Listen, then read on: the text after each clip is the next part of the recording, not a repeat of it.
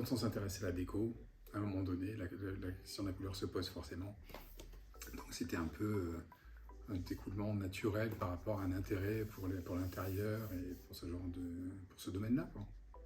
Donc la couleur coule de source en fait, hein. Très clairement, voilà, il y a une cuisine qui est dans un style comme ça, très campagne, qui est en blanc ou dans une couleur neutre, donnerait une ambiance qui serait scalée, hein, qui peut être intéressante. Et en revanche, dès qu'on se sert de la couleur, là en l'occurrence avec du parme, du violet, etc., on a une dimension complètement différente. La perception n'est plus la même, c'est-à-dire qu'on est vraiment dans une autre cuisine avec une ambiance totalement différente. C'est-à-dire que vraiment la couleur, pour le coup, est très déterminante dans l'ambiance même d'un style.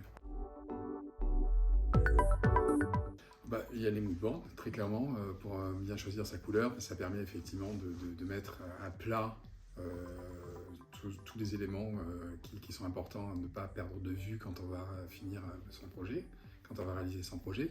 Après, il y a tout les magazines de décoration, les livres, les influenceurs, en tous les cas certaines, qui peuvent être de bons conseils aussi. Et à s'intéresser aussi à d'autres domaines que la décoration, c'est-à-dire les galeries, l'art contemporain, le cinéma, enfin voilà, il faut vraiment se nourrir d'un maximum de choses pour s'inspirer consciemment et inconsciemment sur son projet. Je trouve que c'est toujours très personnel, quoi. C'est-à-dire qu'il y a des gens qui vont se sentir bien dans une couleur et d'autres pas, et inversement. Après, il y a quand même un petit peu des règles générales où effectivement les teintes pastel vont être plus calmantes, apaisantes, que des couleurs vives qui vont inciter à être plus speed. Il y a des couleurs qui vont être propices à la réflexion, à la communication. Ça dépend vraiment des personnes, mais bon, après c'est vrai qu'il y a des règles dont on parle dans le livre qui sont effectivement liées chaque couleur à un domaine de prédilection où on peut être en phase ou pas. Après c'est chacun à voir si ça correspond à sa réalité ou pas. Peut-être une couleur qui continue à émerger, c'est tous les tons de vert, je crois, qui se sont installés, mais c'est pas... Quand on dit une tendance, on s'attend à ce que ça soit quelque chose d'actuel. Je sais pas ce que ça veut dire réellement, tendance. Ou si c'est une tendance de fond que les gens adoptent chez eux réellement, en masse, entre guillemets, je sais pas si ça veut dire quelque chose, mais je pense quand même que c'est les tons de vert qui ont un lien comme ça avec l'apaisement, avec la nature, avec l'écologie, avec ce besoin d'être lié comme ça à la nature, sont assez émergents. Après, il y a toutes ces couleurs qui sont chaudes et enveloppantes.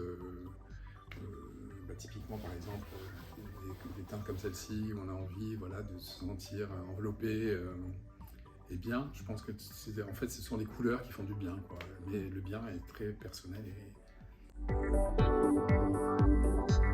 Moi, les éléments les plus marquants, ça a été presque au niveau perception de la couleur. C'est-à-dire que depuis toujours, on travaille tous, on vit tous avec de la couleur autour de soi, et ça paraît un truc normal, acquis, sur lequel on ne se pose pas de questions. Et en fait, même si on l'a su, on nous l'a dit, on ne l'a pas intégré intellectuellement comme ça, c'est que la couleur, c'est vraiment une perception, c'est-à-dire que déjà c'est très personnel, c'est-à-dire c'est vraiment un truc de l'œil, de la rétine, et une réflexion de la lumière sur des surfaces, enfin c'est très technique, et à la fois c'est très naturel, très humain, c'est-à-dire c'est la base même de la perception humaine. Il y a tout cet aspect-là, et puis la différence aussi entre la perception de la couleur chez l'homme, chez les animaux, la façon dont on se sert de la couleur aussi pour communiquer inconsciemment avec c'est une forme de communication aussi.